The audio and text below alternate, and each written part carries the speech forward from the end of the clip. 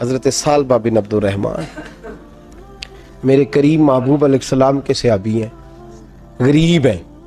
غربت بڑی اعلیٰ چیز ہے، ہاں غریبی بڑی نعمت ہے، یہ آزمائش ہے، اس میں کوئی شک نہیں، لیکن قیامت والا دن پتہ چلے گا جب غریب چھلانگ لگا کے جنت میں داخل ہو جائیں گے۔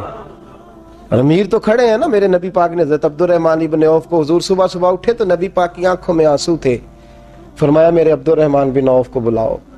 حضرت عبد الرحمن بن عوف آئے تو حضور نے سینے سے لگا لیا، نبی پاک کھول کے روئے، یا رسول اللہ حضور کیا ہوا؟ فرمایا عبد الرحمن رات میں نے خواب دیکھی ہے، سارے جنت میں چلے گئے، تو پیچھے رہ گیا، تو پیچھے رہ گیا، میں کھڑا تیرا انتظار کرتا رہا، میں تیرے بغیر جا نہیں سکتا تھا، پھر تو آیا ہے تو تیرا سارا وجود پسینے سے بھیگا ہوا تھا۔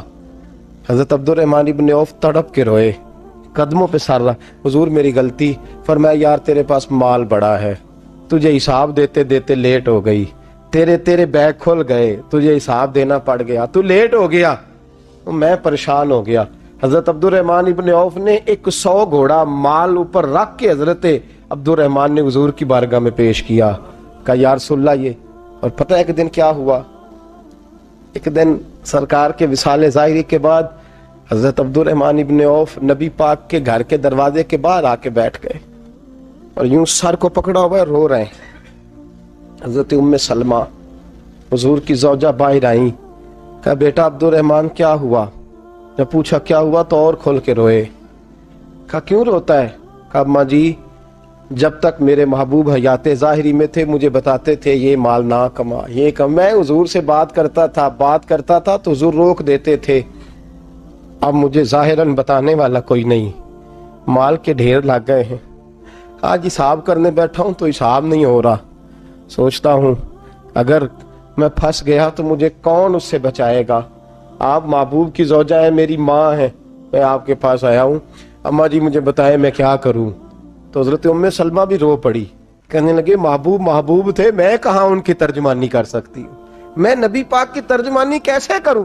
کہا اماں جی خدا واسطے مجھے کوئی حکم دے دیں، مجھے لگتا ہے عبد الرحمن برباد ہو جائے گا، ہلاک ہو جائے گا، خدا رہا مجھے کچھ بتا دیں، اتنا سارا مال ہے میں کہاں اس کا حساب دوں گا، مہربانی فرمائیں، یہ تجارتیں میرے گلے پڑ رہی ہیں۔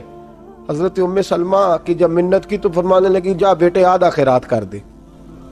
کتنا؟ 2.5% نہیں، کتنے فیصد ہے؟ 50%، 50%۔ حضرت عبد الرحمن ابن عوف گئے اور 50% خیرات کر کے کہنے لگے اماں میں نے 50% دے دیے، میں بچ جاؤں گا نا، میں بچ جاؤں گا، میں دے آیا ہوں آدھا۔ تو حضرت ام سلمہ فرمانے لگی میں نبی پاک کی بارگاہ میں سفارش کروں گی تیری، اور نبی پاک اللہ کی بارگاہ میں سفارش کرے صلی اللہ علیہ وسلم۔ حضرت سالبہ بن عبد الرحمن، حضور دعا کر دیں، غریبی ہے، میرے نبی پاک نے فرمایا تجھی اس حال میں ہے بہتر ہے،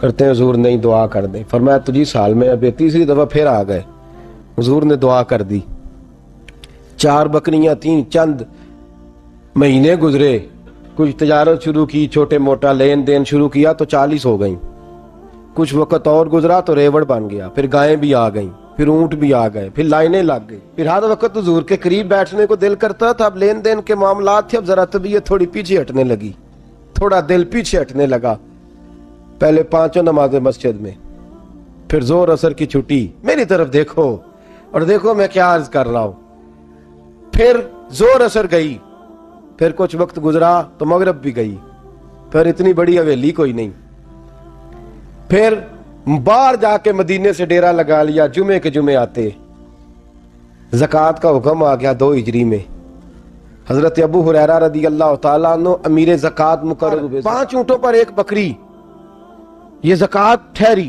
اب جب گئے نا اونٹ گنے اور بکریاں گننے لگے، اوہو 1 کروڑ پہ 2.5 لاکھ، کس نے دیا تھا؟ دعا کس نے فرمائی؟ اوہو اتنا، میرے پیسے بینک سے میسج آ جائے گا اتنے کم ہو گئے، اوہو بڑی مصیبت بنے گی، مجھے تو خوشی ہوتی ہے جب آتے ہیں تو یہ اب یہ والا میسج بھی چلے گا کہ اتنے مائنس ہو گئے، توبہ توبہ، پریشانی لگ گئی، بڑی طبیعت، انکار نہیں کیا، کہنے لگے حضور سے جا کے عرض کرنا میں خود آؤں گا، اور جہاں محبوبیت ہو وہاں اتنے لفظ بھی بے ادبی ہیں، وہاں ٹھہر جاؤ، سوچتا ہوں، سمجھتا ہوں، غور کرتا ہوں، یہ جملے بھی وہاں توہین ہوتے ہیں۔ محبوب ہو اور وہاں انسان سوچ سمجھ کی بات کرے، وہاں انسان، بابا بلے شاہ صاحب نے کہا عقل آخ دی چگے نو سام کے رکھ، عشق آخ دے بال کے سیکنا چاہیے ہے۔ کہا جا کے کہنا میں آؤں گا۔ سب کی زکوٰۃ لے آئے، در رسول پہ آئے، حضور نے فرمایا پہلے سالبہ کی بات بتاؤ، پتہ تھا نا پہلے سال؟ حضور اس نے کہا تھا میں آؤں گا۔ حضرت ابو ہریرہ کہتے ہیں نبی پاک نے ٹھنڈی آہ بھری، آہ ٹھنڈی، فرمایا ہلاک ہو گیا۔ اس کو کہا تھا نہ اس چکر میں پڑ، ہلاک ہو گیا، ہلاک۔ حضرت ابو ہریرہ فرماتے ہیں دو باریک باریک آنسوؤں کے قطرے بھی میں نے محبوب کی آنکھوں میں دیکھے۔ اپنا ہے نا تو دکھ ہوا، یار میرا اپنا تھا، یہ ہلاک ہی ہو گیا ہے، کدھر چلا گیا ہے؟ ان کو بھی بعد میں خیال آیا، او ہو میں تو غریب تھا، یہ آیا کدھر سے تھا؟ میں تو غلامی رسول میں آتا گیا تو رب میری عزتیں بڑھاتا گیا، یہ میں کس چکر میں پڑ گیا؟ آئے لائنیں بکریوں کی لائے، حاضر کی، حضور وہ میں نے کہا تھا حضرت ابو ہریرہ سے میں خود آؤں گا، حضور میں خود لایا ہوں۔ فرمایا محبوب نے مجھے تو نہ بتا، میں تو سمجھتا ہوں، میں نے کہا تھا تو میں آ گیا ہوں۔ فرمایا چل اٹھا، دوڑ جا، لے جا۔ حضرت ابو ہریرہ فرماتے ہیں انکار محبوب نے سالبہ کو کیا، لیکن آنسو ابو بکر صدیق کے بھی نکل گئے۔ فرماتے ہیں درد عثمان غنی کو بھی ہونے لگا، تڑپ مولا علی بھی گئے۔ فرمایا جا لے جا، نہیں چاہیے تیرے پیسے۔ فرماتے ہیں سالبہ نے ہاتھ باندھے، کہا محبوبہ غلطی ہو گئی، حضور مجھے، فرمایا تجھے کہا نا تیرے نہیں چاہیے، نکل جا۔ حضرت ابو ہریرہ فرماتے ہیں جب نبی پاک نے رخ پھیرا تو صحابہ کی زبانوں پہ بھی جاری ہو گیا یہ تو ہلاک ہو گیا۔ کہتے ہیں مدینے میں قحط پڑ گیا، محبوب نے فرمایا بلال تو بھی آج لا، ایک خشک چھوارا حضرت بلال کا قبول ہو گیا، لیکن سالبہ لائنیں لگی یا مال کی، فرمایا جا لے جا، تیرا قبول نہیں ہے۔ فرماتے ہیں تڑپتے رہے ساری زندگی اور مال کو دیکھ دیکھ کے آہیں بھرتے رہے، لیکن کریم نے اس تجارت کو قبول۔ حضرت ابو بکر صدیق کے پاس آئے، سرکار کے وصال، حضور قبول فرما لیں۔ فرمایا ساری دنیا کا قبول ہے، جس کا میرے نبی نے قبول نہیں فرمایا میں کیسے قبول کر لوں؟